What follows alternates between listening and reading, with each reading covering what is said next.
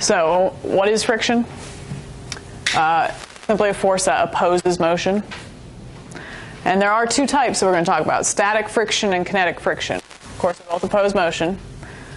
But static friction opposes motion before something's moving at all. So if something's at rest and you're tugging on it, the thing that's keeping it from moving is static friction. Now, once I get it moving, the force that opposes that motion, where the object is actually sliding over another object, would be kinetic friction. So if an object's moving, kinetic friction applies. If it's not, static applies. And of course, friction at the microscopic level can be due to simply like textural differences between the materials. You can imagine some surfaces that are pretty rough and some that are not. But even really smooth seeming surfaces can have a lot of friction between the two of them, like if you imagine glass on glass, due to electrical attractions between particles too, like that picture.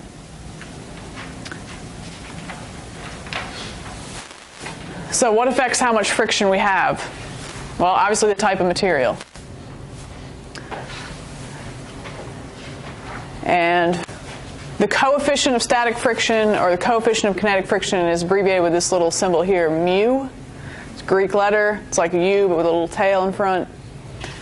And so you could, of course, look up these different coefficients of friction in a table. Something that would have a lot of friction, we know, would be like, rubber on dry concrete, like your tires. Ideally, that should be high. Something that would be really low, your synovial joints, really low amount of friction there. So these are called the coefficients of static friction. These aren't forces just yet. And in fact, these don't have a unit at all. If there's a dash, does that mean that there is no friction? Dash. Yeah, there wouldn't be an answer for static friction here. Rubber on wet concrete. I guess because it would have to be sliding, because even if it was wet, like if you're hydroplaning, I suppose, that could be your kinetic friction example. But you wouldn't be hydroplaning if it was still, so there would be no way to calculate that.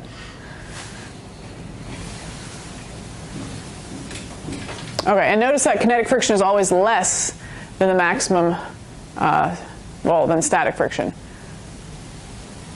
So is it more difficult to get something moving or to keep it moving? To get something moving. So I was going to require more force to get something moving than you would need to keep it moving.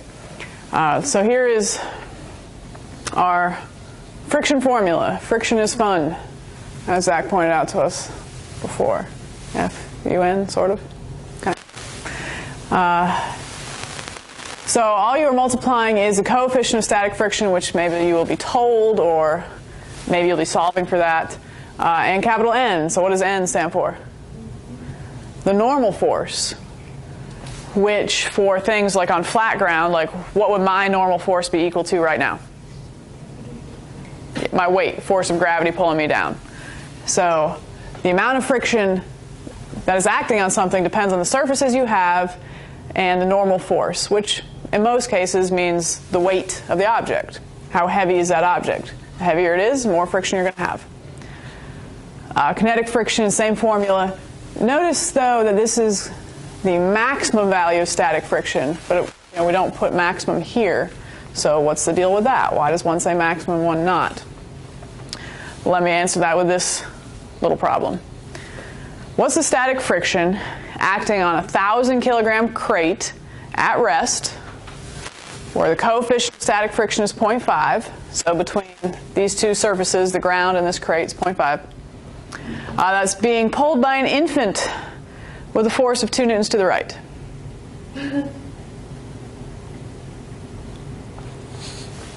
Well, we might think, I've got these lovely formulas right here. Perhaps I should use one of these formulas. I've got the little box. There's obviously this pull force from the infant. There's got to be a frictional force. If it's at rest, it's got to be something opposing the infant. What are other two forces? Good, normal and weight. And I know this formula. So the force of static friction is going to be mu, 0.5, times n. Well, what is n? Normal force, but what is that? Good. According to my picture here, the normal force should equal the weight, which would often be the case for something on flat ground. Not necessarily true on an incline, but we'll get there.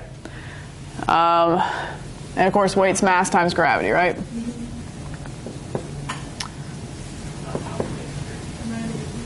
Would it be positive?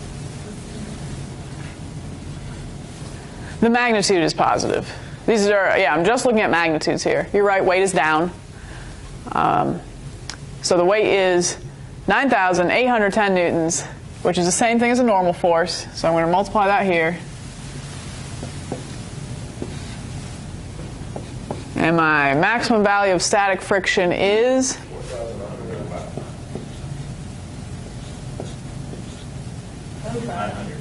Excuse me. Oh, missed my pen. Okay. Is that the answer to the question? No. No. Good. That is the maximum value of static friction.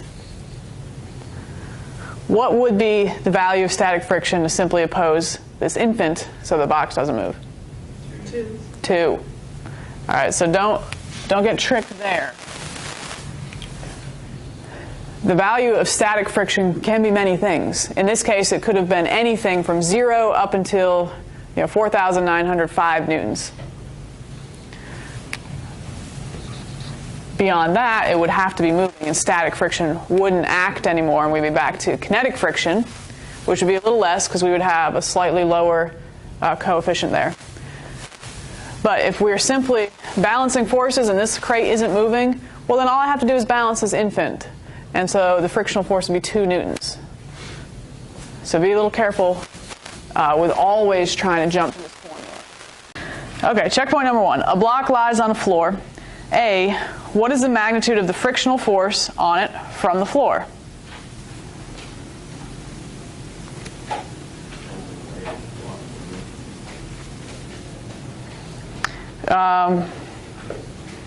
Well, if it's just lying on the floor, that's all we know. Then it'd be 0. There's no reason. Friction doesn't act unless it has some force to oppose, some motion to oppose. So if it's just sitting there, then there's no friction. But all right, keep going, Connor. B, what if there's a horizontal force of 5 newtons that's now applied to the block, but the block does not move? What's the magnitude of the frictional force on it then? Good. Just like the baby problem, then it would have to balance. It would have to be 5 newtons. If the maximum value of static friction on the block is 10 newtons, will the block move if the horizontally applied force is 8 newtons? Of course not. Will it move if the force is 12 newtons? Sure. You've exceeded the maximum value, so yes. Back to question C just for a second. The maximum value is 10 newtons, and you're applying a force of 8 newtons. What is the static frictional force there? 10? 8. It would just be 8 to balance, even though it could be up till 10. All right, why are analog brakes a good thing? Let's see if I can get my pen back.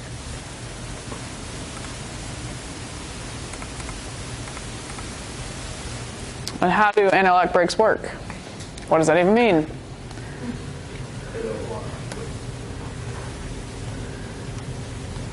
Here's your tire. Let's say you're traveling forward this way. If you don't have anti-lock brakes and you slam on the brakes, what happens to your tire? The tire does not move anymore. It locks. And if it locks, that means one little point of rubber from your tire is in contact with the ground. And it is sliding over the ground. So if it's moving like that, is that static friction or kinetic friction? That is kinetic friction. So anti-lock brakes would prevent that, because if you have anti-lock brakes, it sort of intermittently brakes your tire, so it still is rotating. And if it's still rotating, any point that comes into contact with the ground is actually at rest relative to the ground. It's not sliding along the ground. So that would be static friction there. So as long as it's not sliding, it's static friction that's helping to stop your car, which, since we just saw in all those tables, are always a greater value. That would be the faster way to stop your car. We just talked about that one. Is it more difficult to start something moving or keep it moving? Well, definitely harder to start it moving because you've got to overcome static friction first. And static friction is greater than kinetic friction. All right, flip your page just for a second. This one is Marcella. And let me draw this one. Hopefully my pen will cooperate. Maybe.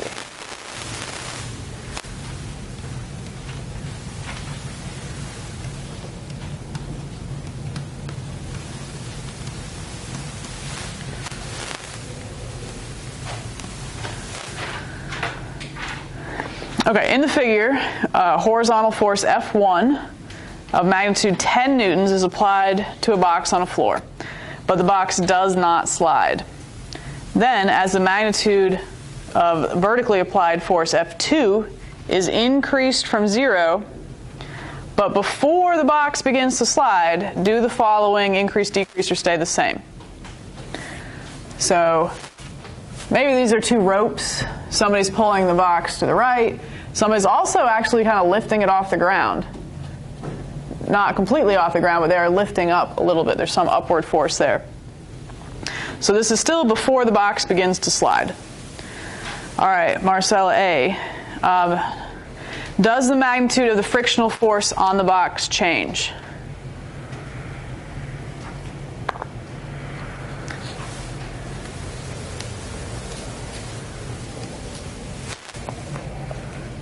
Well, let's finish our free body diagram also. These are just two of the applied forces. Marcella, what other forces are acting on this box? Weight down. Friction. Opposing motion. And one more. The normal force.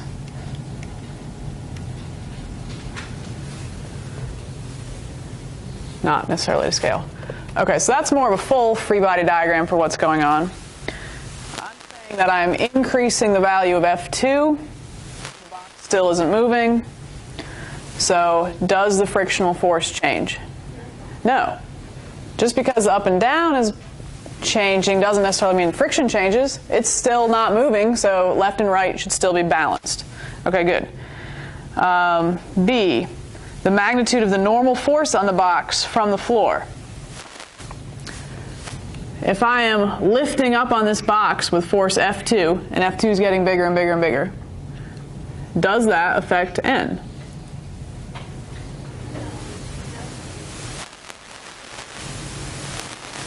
Well, if this is balanced, not moving, what would be an equation we could come up with in the vertical direction?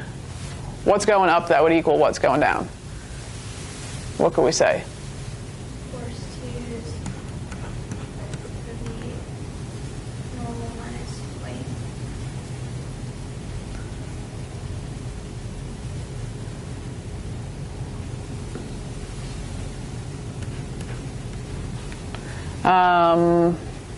No, backwards of that maybe. If this is up, what else is going up? Normal. I can simply say that the ups equal the downs. That must be true if it's balanced. It's not moving up, it's not moving down, it's still. Ups have to equal downs.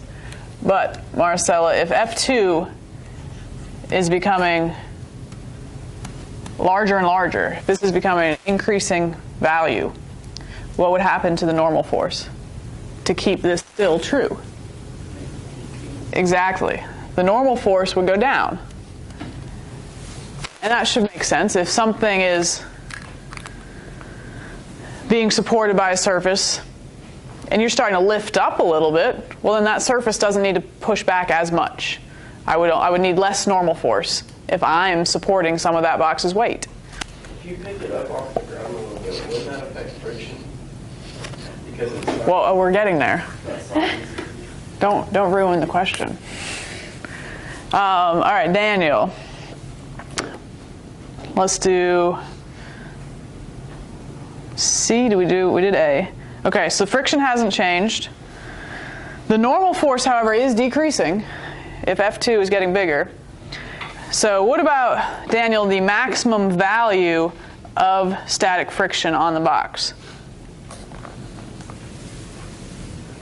Increase. So you're saying as we lift up on the box, there's more friction on it? That doesn't, yeah, it doesn't intuitively make sense. What's the formula for friction? We just wrote in the slide before.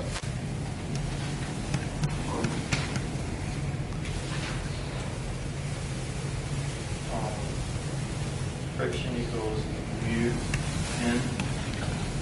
Okay, so friction is based off the normal force. So if the normal force keeps going down as F2 keeps going up, what would have to be true about this maximum value of static friction?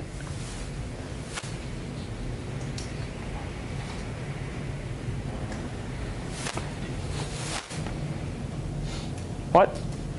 You're right. Decrease. Yeah. If this is going down, then friction's going down. So the maximum value of static friction is going down. Don't be thrown off from part A, though. Don't be thrown off from the first question. The first question simply said, what happens to the frictional force acting on the box? It stays the same if it's not moving. F1 still balances FF. Those are the same. But the question about the maximum value has got to be that it's decreasing. And eventually we'll get to that point when F2 gets big enough. But the maximum value of friction is actually decreasing because the normal force is decreasing. That doesn't necessarily mean we've reached that value yet, but the maximum value has decreased. Okay, so let's do an example problem. This will be sort of similar to the homework and similar to the lab we're about to do here. A crate is sliding down an incline with an angle of 35 degrees. At a constant velocity. Constant velocity, hugely important. That automatically tells us what is true about the system. It's all balanced, all equal, it's in equilibrium. If the crate has a mass of 20 kilograms, what's the coefficient of kinetic friction between the crate and the ramp? So you're trying to find the mu. So we're trying to find the mu. Very good. And what's really the only equation we know that even has mu in it? Fun. Friction is fun.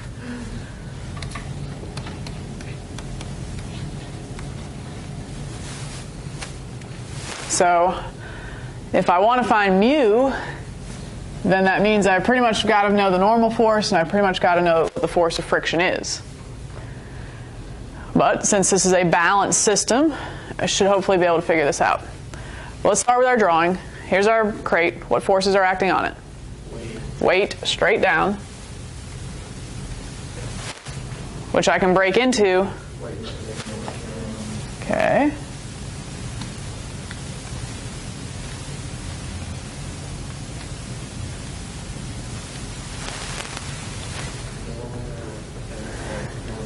Okay, normal this way. It's from. Yeah, well. Is he pushing it up or is he sliding it down? Down anytime. Okay. It doesn't say anything about a person, so nobody's pulling on it with a rope. We just simply would have to assume it's going down or wants to go down because of weight parallel. So that you're right, that would mean friction would have to go this way.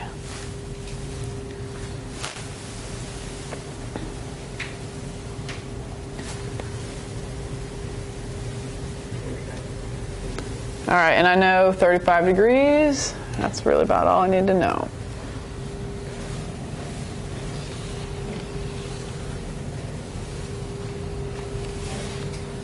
And it just said there, this answer does not really depend on mass. So I'm going to try to not even use the mass and do this in terms of mass. But okay, here's my free body diagram. I've got all my forces listed. What forces must be equal? Friction equals what? Okay, friction equals weight parallel. That must be true. What else? Okay. Normal force equals weight perpendicular. And we just said these are the two values I needed to plug into my friction formula to solve for mu. Okay, so how do I get weight parallel, weight perpendicular? All right, well, what is the formula for weight?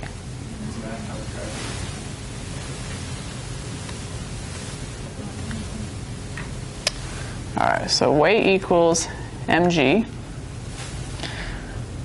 Weight perpendicular would specifically be what? Good, that would be cosine. So it would be good. The hypotenuse, which is the weight, so mg cosine of 35. And then weight parallel.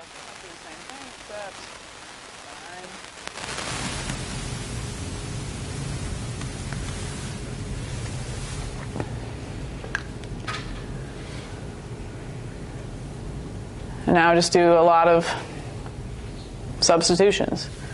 I want friction, but I know that's weight parallel, and I found that down here. So, all right, am I doing this right? This is parallel. Yeah, that was the sine one.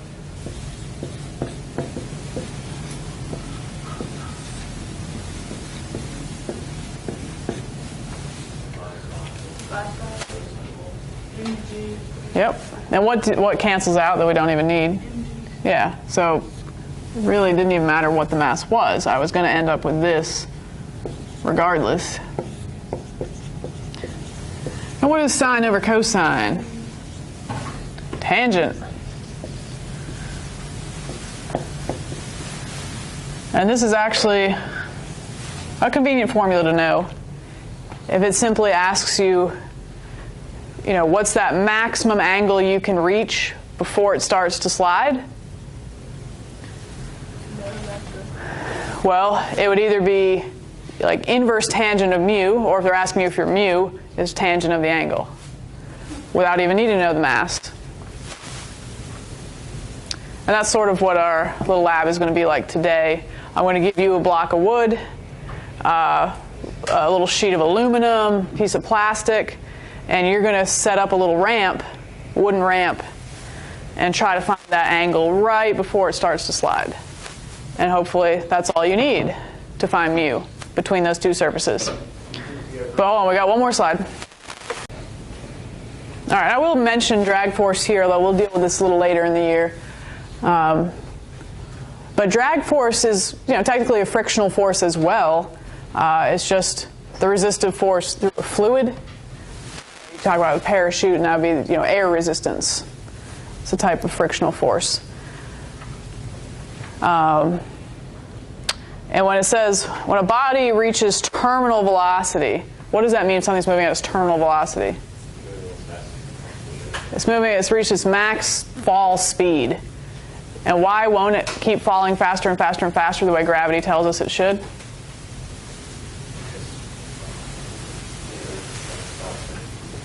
Because eventually hits the earth? Well, before that. You're skydiving. You don't fall faster and faster and faster and faster and faster and faster and faster until you hit the earth. You do reach terminal velocity because of air resistance. So that would be the case where the air resistance force, the frictional force up, has to be equal, because that would be a constant velocity case. You've reached pretty fast speed, but you've stopped accelerating because those forces are balanced.